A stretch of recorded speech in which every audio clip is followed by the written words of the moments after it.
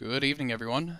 This is Henry Gambell with SimplerOptions.com, and in tonight's free video, I wanted to show you a couple of ways that I was approaching earnings as we headed into today, and one that I'll be looking at for tomorrow. So the first of which is eBay, and just the main gist of the idea with this one was that going into the end of the day, I thought that 38 was a pretty decent price for eBay, just the way the chart was positioned. I didn't have much of a directional opinion, so I came in and did the short straddle, and then you look at it and say, well, it's down in 36.40, so is that going to be is that good? Is that bad?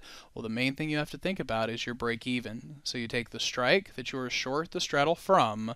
In this case, I will subtract the credit that I took in, and that's going to end up giving me a break even price right there around 35.50. So with it trading down 36.40, of course, I'd prefer to see it right at 38, but this is still a fine way to sell premium around it, and should at least give me half of the credit taken in tomorrow. So sell it at 250. Try to buy it back somewhere near $1.25. And I think that is a good way to trade earnings. If we come back and look at IBM, we've got a very similar situation with a very similar way of thinking. You close the day at 145, you got an expected move around $6.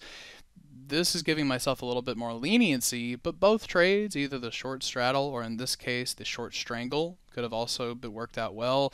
But these are two trades that I'm going to be looking to take half of the credit received at the open tomorrow. Then I can manage the other, maybe be a little bit more lenient.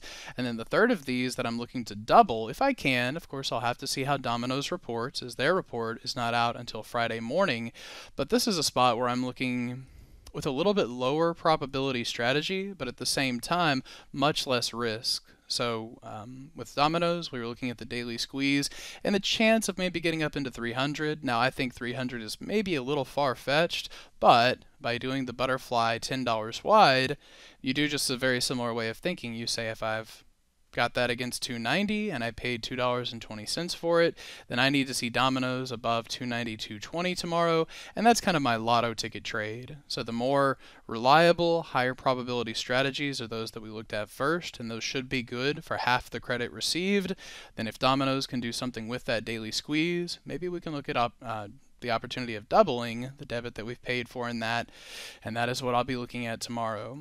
So I hope that's helpful, gives you some ideas on how to trade around earnings. And then also, if you would like to spend some time with Carolyn and myself tomorrow afternoon, I will be going through some live trading from 1 to 3. So you've got Microsoft earnings after the close, along with a few others. We'll be running fib levels on these and setting up earnings and any other trades that may come up. And if you think that that is something that would be helpful, I hope to see you at it. So have a great rest of your evening, and we will review the rest of these ideas tomorrow.